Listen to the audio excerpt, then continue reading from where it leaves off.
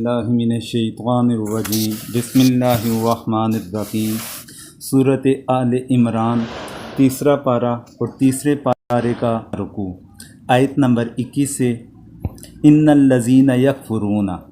بے شک وہ جو انکار کرتے ہیں بی آیات اللہ، اللہ کی آیتوں کا، ویقتلون اور قتل کرتے ہیں نبیین نبیوں کو بغیر حق ناحق،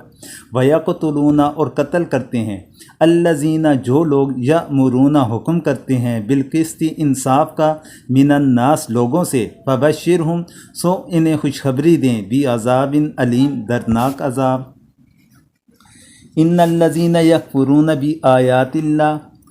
جو لوگ انکار کرتے ہیں اللہ کے حکموں کا، ویقتلون النبیین بغیر حق اور قتل کرتے ہیں پیغمبروں کو ناحق،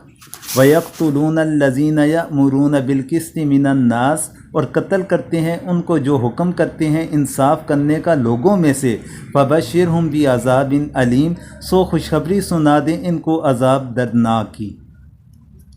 اس آیت کریمہ کے اندر اللہ تبارک و تعالیٰ نے ان لوگوں کے متعلق ذکر فرمایا کہ نصارہ اور یہود اس کے اندر دونوں شامل آ جاتے ہیں، تو نصارہ اور یہود دونوں اس کے اندر شامل ہوئے، تو ان کا طریقہ کار بھی یہ تھا کہ انبیاء کرام کا ناحق قتل کرنا، اور خصوصاً بنی اسرائیل والوں نے انبیاء کرام کو قتل کیا تھا، اور ایک دو بھی نہیں بلکہ کافی تعداد کے اندر انبیاء کرام کو انہوں نے ناحق قتل کیا۔ پھر اللہ تعالیٰ کی آیات کا انکار کرنے کے اندر پھر یہ یہود و نصارہ دونوں آ جائیں گے کہ یہودی بھی اللہ تعالیٰ کی آیات کا انکار کیا اس لحاظ سے کہ ان کی کتابوں کے اندر حضور اکرم صلی اللہ علیہ وسلم کے متعلق پیشن گوئیاں موجود تھی، اسی طرح عیسائیوں کے ان کی کتابوں میں بھی ان کے متعلق پیشن گوئیاں موجود تھی۔ جب ان کے اوپر اس کے مطابق ان پر ایمان نہ لایا تو پھر اللہ تعالیٰ کے احکام کا، اللہ تعالیٰ کی آیات کا انکار کرنے کے مترادف ہوا۔ تو اللہ تعالیٰ فرماتے ہیں کہ یہ صرف انبیاء کو انہوں نے قتل نہ کیا بلکہ لوگوں میں سے بھی جو انصاف کی بات کرتے انہیں قتل کرنے کی کوشش کرتے تھے، قتل کیا کرتے تھے، ان کے لیے دردناک عذاب کی خوشخبری کا حکم دیا گیا۔ پھر ساتھ میں فرمایا اولئک الذین حبطت اعمالہم فی الدنیا والآخرہ، اولئک الذین یہی وہ جو کہ حبطت ضائع ہو گئے اعمالہم ان کے عمل فی الدنیا دنیا میں، والآخرہ اور آخرت، وما لہم اور نہیں ان کا من ناصرین کوئی مددگار۔ اولئک الذین حبطت اعمالہم فی الدنیا والآخرہ، یہی ہیں جن کی محنت ضائع ہوئی دنیا میں اور آخرت میں، وما لہم من ناصرین اور کوئی نہیں ان کا مددگار۔ اللہ تبارک و تعالیٰ فرماتے ہیں کہ انہوں نے اگر دنیا کے اندر کوئی اچھا عمل بھی کیا ہوگا، کس صورت کے اندر کہ جب انہوں نے اللہ تعالیٰ کے احکامات کا انکار کر لیا، اللہ تعالیٰ کے احکامات کو ٹھکرا دیا، انبیاء کو ناحق قتل کیا، پھر اس کے ساتھ ساتھ انصاف کرنے والے لوگوں کا قتل کیا، تو اس کے ساتھ ساتھ اگر ان کے نیک اعمال بھی ہوئے، اچھے اعمال بھی ہوئے، وہ سارے کے سارے اعمال ان کے ضائع کر دیے جائیں گے۔ نہ دنیا کے اندر انہیں اس کا پھر بدلہ ملے گا اور آخرت کے اندر بھی نہ ملے گا، اور ان کا کوئی بھی مددگار نہ ہوگا۔ پھر آگے فرمایا الم تر الی الذین اوتوا نصیبا من الکتاب، الم تر کیا نہیں دیکھا الی الذی وہ لوگ جو اس کی طرف اوتوا دیا گیا نصیبا ایک حصہ من الکتاب کتاب سے، یدعون بلائے جاتے ہیں الی کتاب اللہ اللہ کی کتاب کی طرف، لیحکم تاکہ وہ فیصلہ کرے بینہم ان کے درمیان، ثم یتولی پھر جاتا ہے فریق ایک فریق منہم ان میں سے، وہم معرضون اور وہ منہ پھیرنے والے ہیں۔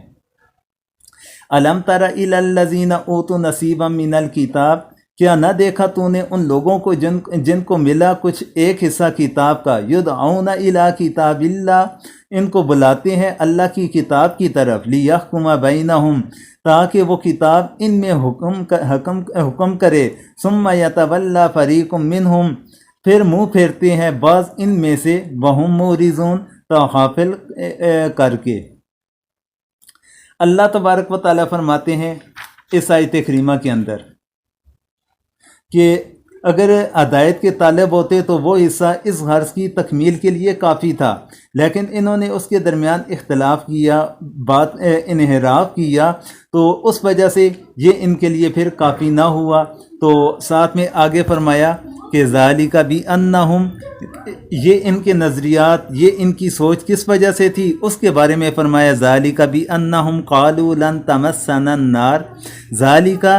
یہ بانہم اس لیے کہ وہ قالو کہتے ہیں لن تمسنا ہمیں ہرگز نہ چھوئے گی نارو آگ الا مگر ایام معدودات چند گنتی کے دن، وغرہم اور انہیں دھوکے میں ڈال دیا فی دینہم ان کے دین میں ما کانوا یفترون جو وہ گڑتے تھے۔ ذالک بانہم قالوا لن تمسنا النار الا ایاما معدودات، یہ اس واسطے کہ کہتے ہیں وہ ہم کو ہرگز نہ لگے گی آگ دوزخ کی مگر چند دن گنتی کے، وغرہم فی دینہم ما کانوا یفترون اور بہکے ہیں اپنے دین میں اپنی بنائی باتوں پر۔ اللہ تعالیٰ نے ان کے اس نظریے کے بارے میں ذکر فرمایا کہ ان لوگوں نے یہ نظریہ بنا دیا کہ ہمیں ماسوائے چند دن پہلے تو آگ چھوئے گی نہیں، اگر چھو بھی لے گی تو وہ چند دن ہی چھوئے گی، اس کے بعد ہمیں جہنم سے نکال کے جنت کے اندر ڈال دیا جائے گا۔ تو اللہ تعالیٰ فرماتے ہیں کہ یہ ان کی اپنی افتراء بازی ہے، انہوں نے اپنے دین کے اندر جو تبدیلیاں کر رکھی ہیں وہ نظریہ انہوں نے پھر ساتھ میں اپنا بھی لیا، اور یہ اسی دھوکے کے اندر بہہ کے جاتے ہیں، اور حقیقت مطلب ہے کہ حقیقت اس کے خلاف ہوگی۔ فَكَيْفَ إِذَا جَمَعْنَاهُمْ لِيَوْمٍ لَا رَيْبَ فِيهِ، فَكَيْفَ سو کیا، إِذَا جَمَعْنَاهُمْ جب انہیں ہم جمع کریں گے، لِيَوْمٍ اس دن، لا ریبہ نہیں شک، فِيهِ اس میں، وَوُفِّيَتْ اور پورا پائے گا، كُلُّ نَفْسٍ ہر شخص، مَا كَسَبَتْ جو اس نے کمایا، وَهُمْ لَا يُظْلَمُونَ اور وہ حق تلفی نہ کیا جائے گا۔ فَكَيْفَ إِذَا جَمَعْنَاهُمْ لِيَوْمٍ لَا رَيْبَ فِيهِ پھر کیا حال ہوگا جب ہم ان کو جمع کریں گے ایک دن کے اس کے آنے میں کچھ شبہ نہیں، وَوُفِّيَتْ كُلُّ نَفْسٍ مَا كَسَبَتْ وَهُمْ لَا يُظْلَمُونَ اور پورا پائے گا ہر کوئی اپنا کیا اور ان کی حق تلفی نہ ہوگی۔ اب اللہ تعالیٰ فرماتے ہیں کہ اس دن کے بارے میں دیکھو کہ اس دن ان کا کیا حال ہوگا، کہ جس دن کے اندر جمع ہونے کے بارے میں کسی قسم کا کوئی بھی شک و شبہ نہیں، اور ہر نفس وہ اپنا کمایا ہوا پورا پائے گا، اور اس کے ساتھ کسی قسم کی کوئی بھی زیادتی ظلم نہ کیا جائے گا، اسے پورا اس نے جو کچھ بھی کمایا ہوگا اسے وہ اللہ تبارک و تعالیٰ اس کا بدلہ عطا کریں گے۔ اگر اچھے اعمال کیے تو اچھا بدلہ ملے گا، اور اگر برے اعمال کیے تو برا بدلہ دیا جائے گا۔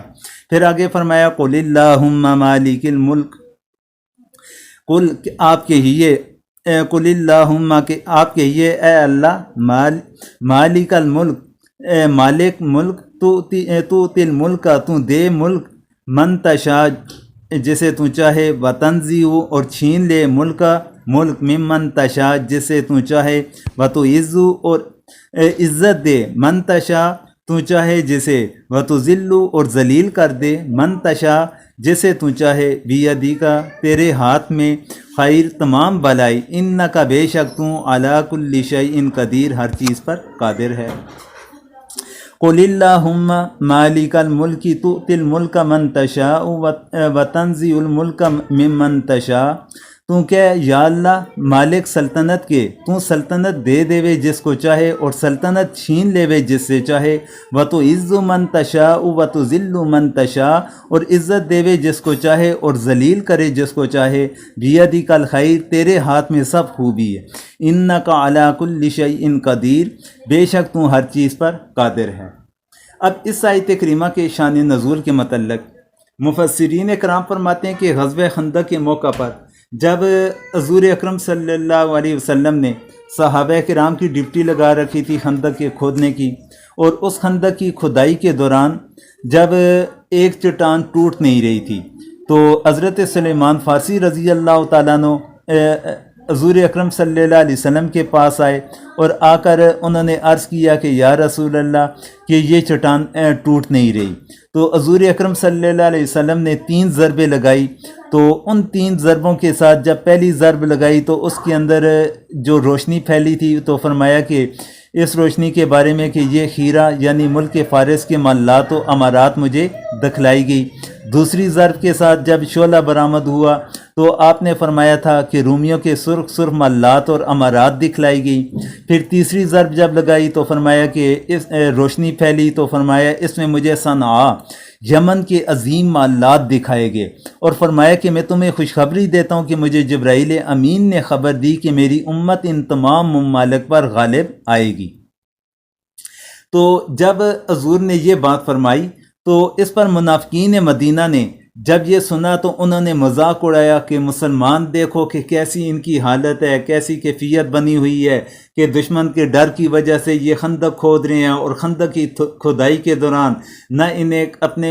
قضائے حاجت کی فکر ہے، نہ کھانے پینے کی فکر ہے، اتنی شد و مت کے ساتھ یہ اس کام کے اندر لگے، اور ساتھ میں یہ دعویٰ کر رہے ہیں کہ ہمیں صنعاء کے معاملات دکھائے گئے، روم فارس کے معاملات دکھائے گئے، ان پر ہماری حکمرانی ہوگی۔ تو اس کے جواب کے اندر اللہ تبارک و تعالیٰ نے اس آیت کریمہ کا نزول فرمایا۔ تو اللہ تبارک و تعالیٰ نے اس آیت کریمہ کے اندر واضح فرما دیا کہ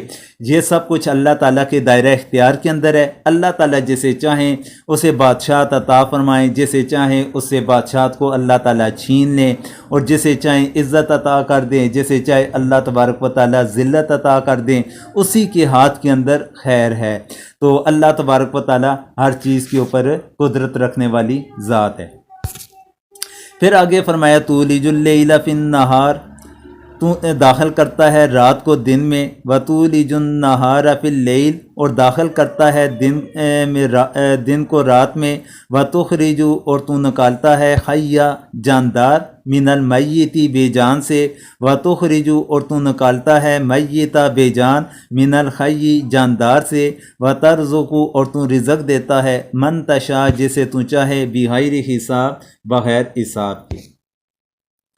اب اس آیت کریمہ کے اندر اللہ تبارک و تعالیٰ نے اپنی وحدانیت اور اپنے مزید اختیارات کے بارے میں ذکر فرمایا کہ اللہ تبارک و تعالیٰ رات کو دن کے اندر، دن کو رات کے اندر داخل کرتے ہیں، زندہ کو مردہ سے پیدا کیا، مردہ کو زندہ سے، پھر اسی طرح رزق کے حوالے سے ذکر فرما دیا کہ اللہ تعالیٰ جسے چاہتے ہیں رزق عطا فرماتے ہیں بغیر حساب کے، یعنی وسعت کے ساتھ اللہ تعالیٰ رزق عطا فرماتے ہیں۔ آگے فرمایا لا يتخذ المؤمنون الکافرین اولیاء، لا يتخذ المؤمنون، نہ بنائے مومن، کافرین کافر، اولیاء دوست، من دون المؤمنین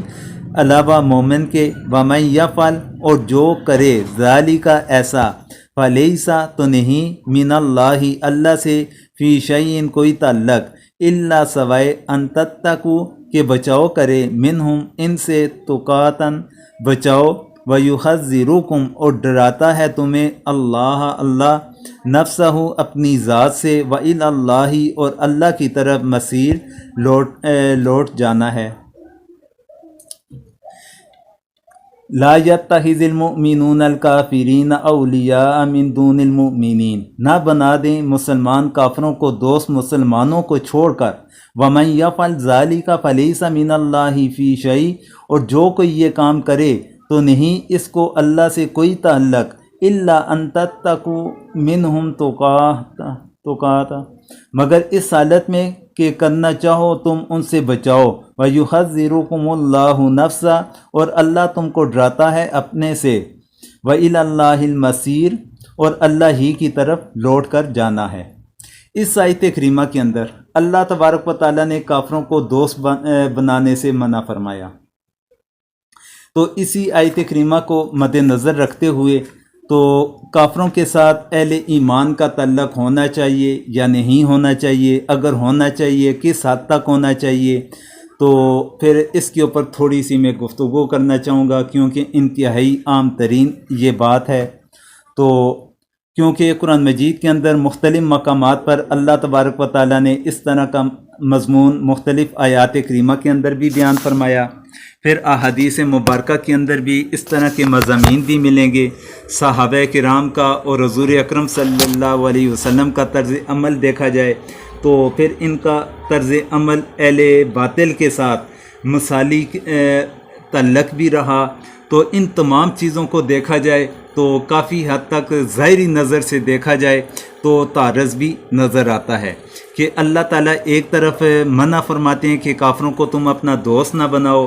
پھر حضور اکرم صلی اللہ علیہ وسلم کا کافروں کے ساتھ حسن سلوک کا برتاؤ اختیار کرنا، صحابہ کرام کا ان کے ساتھ حسن سلوک کے ساتھ پیش آنا، خلفائے راشدین کا،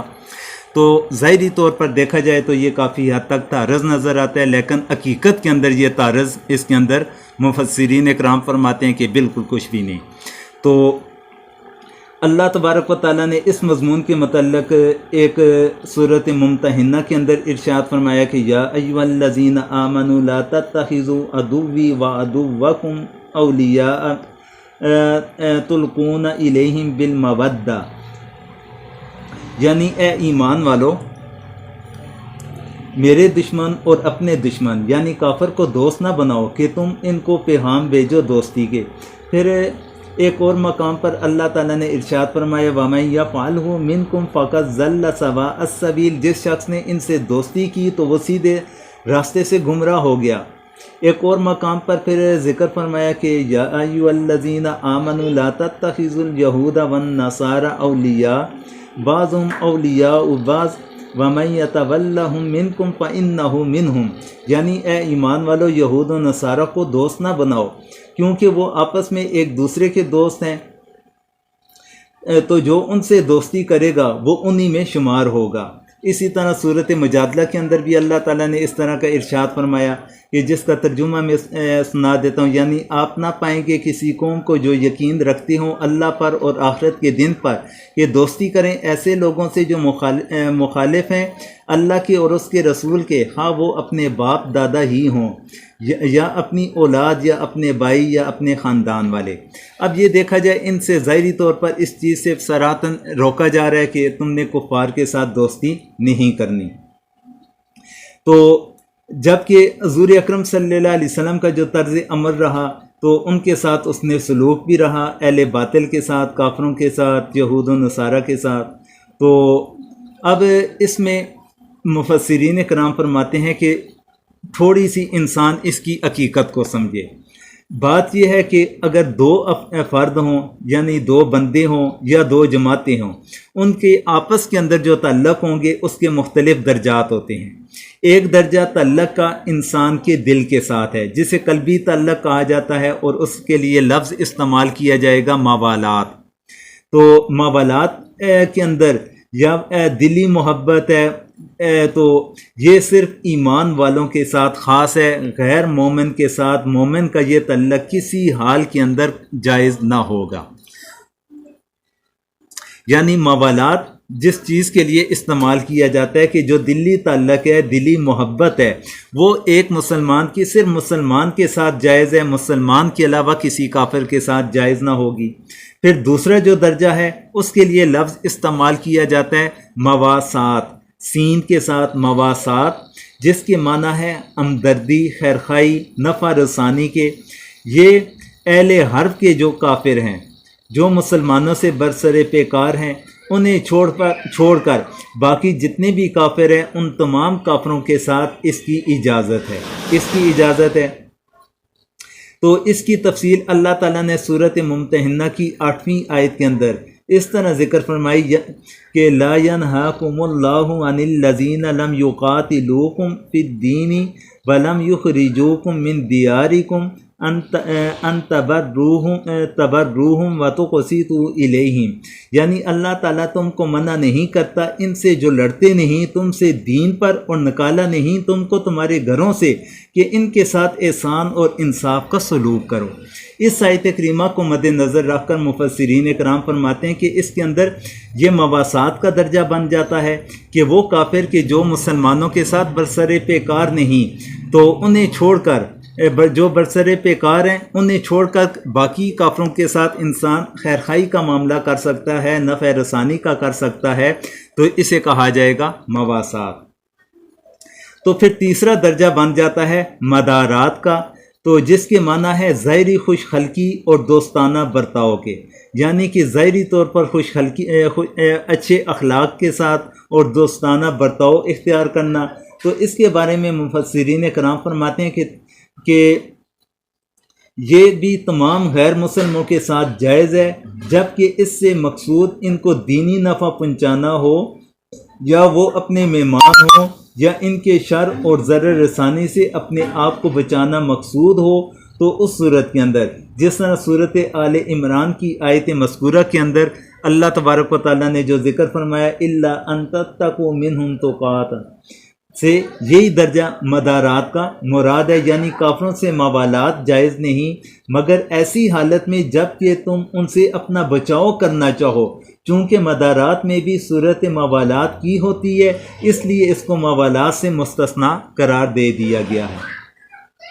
پھر چوتھا درجہ معاملات کا ہے کہ ان سے تجارت، اجرت و ملازمت، صنعت و عرفت کے معاملات کیے جائیں، یہ بھی تمام غیر مسلموں کے ساتھ جائز ہیں، بجز ایسی حالت کے کہ ان کے معاملات سے عام مسلمانوں کو نقصان نہ پہنچتا ہو۔ حضور اکرم صلی اللہ علیہ وسلم اور خلفائے راشدین اور دوسرے صحابہ کا تعامل اس پر شاہد ہے۔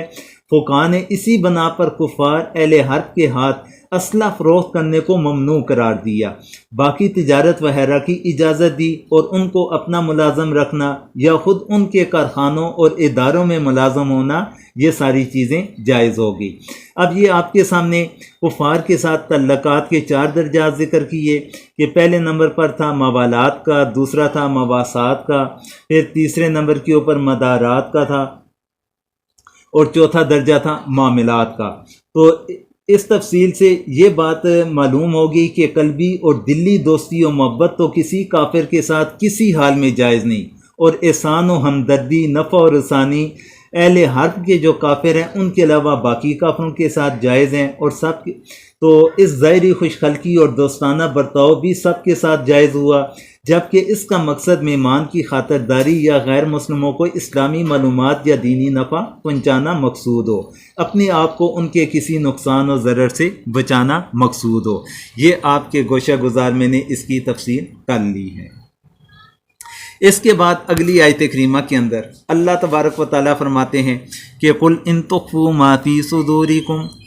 کل کہہ دیں ان تخفوا کہ اگر تم چھپاؤ ما فی صدورکم جو تمہارے سینے میں ہے، او تبدوہ یا تم ظاہر کرو، یعلمہ اسے جانتا ہے اللہ، یعلمہ اللہ اسے جانتا ہے اللہ، ویعلم اور وہ جانتا ہے ما فی السماوات جو آسمانوں میں ہے، وما فی الارض اور جو زمین میں ہے، واللہ علی کل شیء قدیر اور اللہ ہر چیز پر قادر ہے۔ اس آیت کریمہ کے اندر اللہ تبارک و تعالیٰ نے پھر وضاحت فرما دی کہ اگر تم اپنے دل کے اندر کسی چیز کو چھپاؤ گے یا ظاہر کرو گے، اسے اللہ تعالیٰ کی ذات جاننے والی ہے۔ اللہ کی ذات تو وہ ہے کہ جو ذات آسمانوں کے اندر، زمین کے اندر جو بھی ہے اسے بھی جاننے والی ذات ہے، اور اللہ ہر چیز کے اوپر قادر ہے۔ یوم تجد کل نفس ما عملت من خیر محضرا،